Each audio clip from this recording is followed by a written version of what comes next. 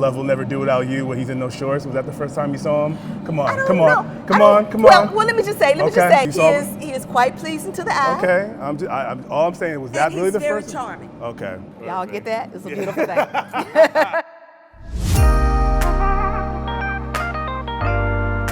I'm Noel Burgess, a journalist and creator based in the San Francisco Bay Area. Buckle up as we jet off to dazzling destinations, dive into immersive experiences, and meet some seriously fascinating folks. From innovators shaking up industries to chefs whipping up mouth-watering masterpieces, wine experts spilling their secrets, and locals redefining cool. We'll uncover the richest of global cultures, one story at a time. So pack your curiosity and let's hit the road, because no matter where we're headed, together, we're always on our way. All right, fam, I'm here at the Black History Museum in Virginia, Richmond, Virginia. I'm here for the press conference for Run 1619 happening Saturday. I'm about to go upstairs to interview Djimon Hounsou, learn a bit more about Black history, and then hopefully I'm gonna wave to Arthur Ashe as well. All right, let's head in.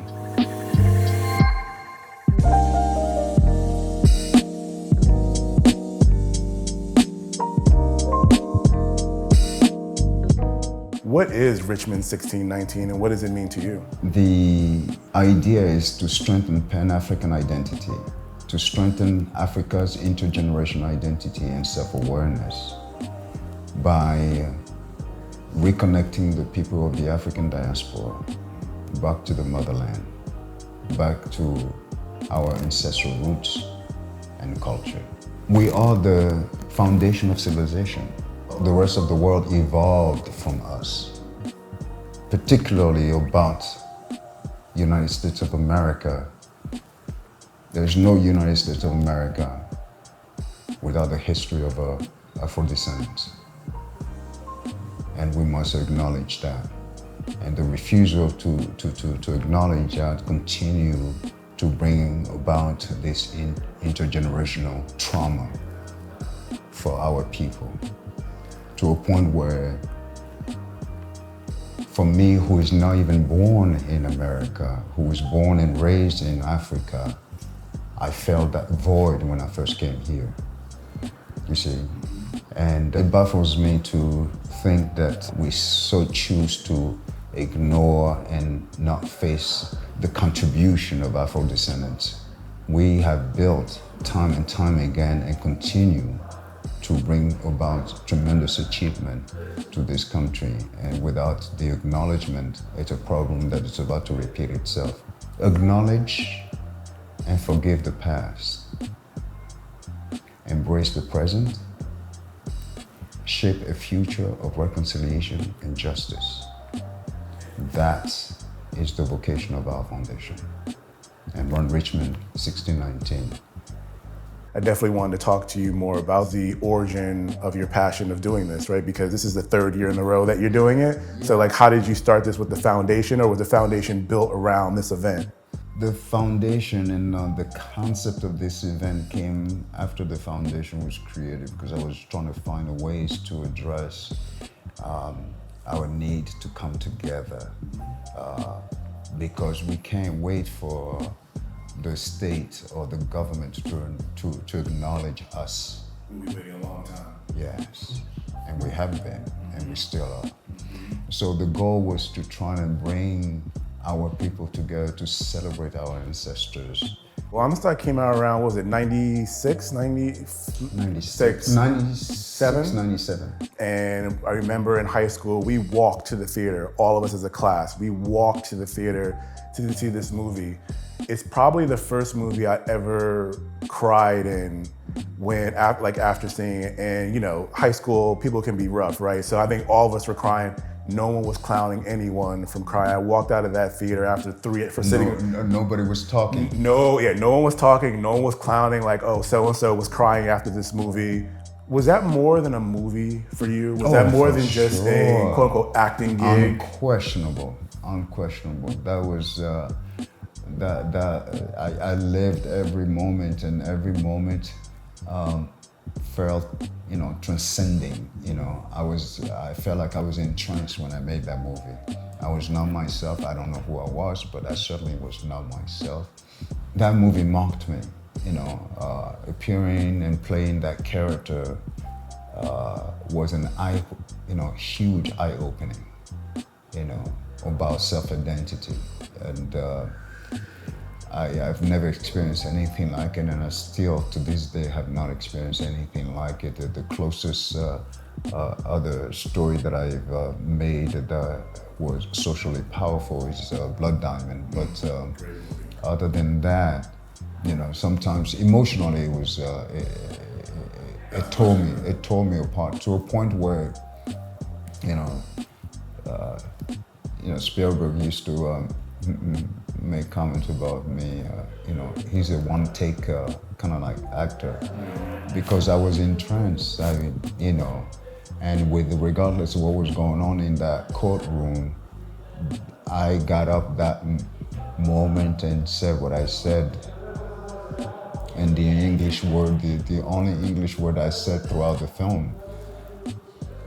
And I myself was, in a different place. And I felt like all of our ancestors, regardless where they come from, were all channeled to me. You see what I mean? Feeling their spirit. Oh, absolutely. Feel that performance. Absolutely. I know you're a professional, but me personally, I don't know how you did it every day. Like, are you going back to your trailer crying after you didn't even seeing these lines? They're just so emotional, which you can see through your performance. I'm sure that, not to speak for you, but like fueled you to like, every day, like I have to bring it for this type of movie. Yeah, I never had those thoughts because I was living it. I felt like, and sometimes I have these feelings, this weird, strange feeling like I've been here before.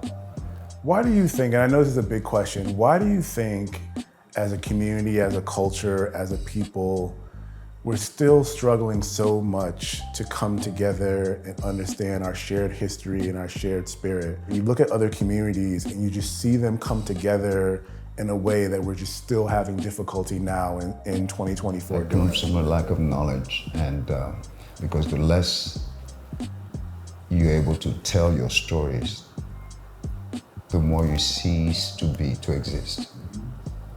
What do you want your legacy to be? Simply to have a social impact for our people. And Marcus Garvey once said that people without the knowledge of their past history, origin, and culture, it's like a tree without roots. And it will cease to exist. It's just a dead tree. And I feel like the Black race, is slowly becoming a dead tree with no history to speak of, to acknowledge.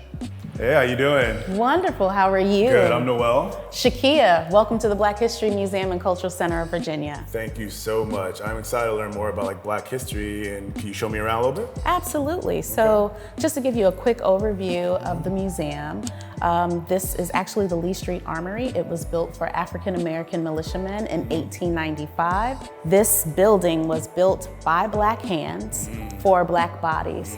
So if you are familiar with Maggie Walker, her husband, Armstead Walker, was the actual bricklayer for this building. So it's a very historic and sacred place. So we cover all things from the Emancipation era. So over here, you'll learn about different luminaries of Virginia descent, Virginia ancestors. One of the most famous stories that we discuss here is about Elizabeth Keckley. Elizabeth Keckley became the dressmaker for Mary Todd Lincoln. So we talk about how African Americans wanted to really define themselves post-emancipation, and some of those skills that they used during enslavement became their bread and butter. We also talk about Reconstruction, how African Americans were redefining themselves and arming themselves politically. So when we talk about this building specifically, we cannot miss out a large proponent of that, which is John Mitchell Jr. John Mitchell Jr. was formerly enslaved. He became known as the fighting editor for the Richmond Planet. And really, he is the reason why this building exists, right? So he told African Americans, look, we need to protest, we need a space for ourselves, and that is why we have Lee Street Armories. See your face lit up. So, have you ever heard of Wendell Scott? I have not. Wendell Scott was the first African American NASCAR winner. He started his career, he's from Danville, and we wanted to make something interactive for kids so they could learn about Wendell Scott and his contributions to NASCAR. Because when you think about NASCAR, you don't necessarily think about the African American presence, but we have our own Virginia luminary that we highlight, so you get to learn more about him. It's interactive. So this is our big guy here. This is Arthur Ashe. Yes, Arthur Ashe. He is truly the last man standing on Monument Avenue here in Richmond. If you are not familiar, Monument Avenue was once the home of a lot of Confederate monuments. And this is actually the prototype for the Arthur Ashe statue that is remaining on Monument Avenue. And we are just really blessed to have yet another Virginia luminary, native son. Richmond has a complicated history, obviously, when it comes to race. How do you balance truth with also looking forward for the positivity? Absolutely. So here at BHMVA, we have actually created a new theme that's going to carry us through the next 4 or 5 years, where we are calling this the return, the recall to who you are. Most Americans can trace their lineage in some type of way back to Virginia. This is the starting point for us. This is ground zero for the African American experience. And we just want to welcome everyone here to make sure that they are understanding that Black history is the connective tissue in the American story. So there is no shying away from the truth here. Yeah. Perfect. And one last question. Sure. So I heard you ran the Richmond 1619 last year. Yeah. Do you want to tell my fans literally what your time was last year or what? Oh, I walked it. Okay. And I wasn't the very last person, Okay. but I was like in the last leg. Okay. So, and I tell everyone this is a run. It's absolutely a run, but it's an educational experience. We gotta learn our history so we know ourselves. I'm gonna do it next year. Will you walk it with me if I come? I will. Come okay. on. I got All right, you. sister. I got you. We can do it. Perfect. Yeah. Thank you so much for your time. Thank you. Thank you.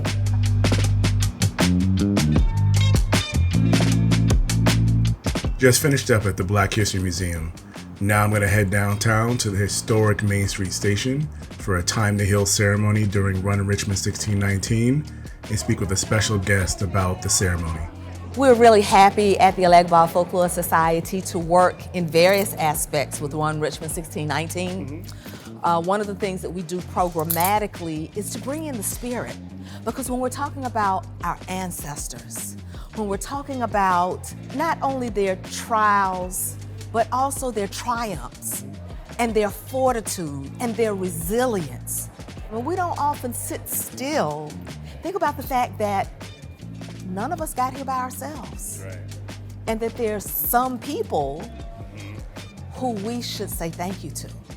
And so it's an opportunity for people to learn history that is mostly untaught in school. It's an opportunity for people to become culturally enriched or increase their cultural enrichment. And so that's what we do at the Elegba Folklore Society overall, and that's what we bring to this festival. And you know what we need in our lives more than anything else? Joy. A Time to Heal is a very contemplative and reflective moment. This history that has influenced the way our nation has evolved. There's a lot of trauma, particularly among African Americans. Sometimes we don't realize it or recognize it, why things affect us in the way that it does, but it's historical trauma, it's generational trauma. And then for those who aren't even affiliated with any of that, or so they think, A Time to Heal gives people an opportunity to lay all that on the table, to acknowledge it and to heal it, hopefully. One last question, I have to ask this. What's your favorite movie by Diamond? I know you must have one. You have a favorite movie, favorite performance? First became acquainted with him many years ago with Amistad. First time you noticed him was that Love, what's the music video with Janet Jackson? Love Will Never Do Without You, when he's in those shorts. Was that the first time you saw him? Come on. Well, let me just say, let me just say. I don't want no trouble, but I'm just saying. You trying to start some trouble, so I'm just. Come on, You He saw is, him? he is quite pleasing to the eye. Okay. All I'm saying was And really he's the very first- charming. Okay. And so I think that's a sense of self-love and self-confidence that we all should have. And when that spreads, then it's a really beautiful thing.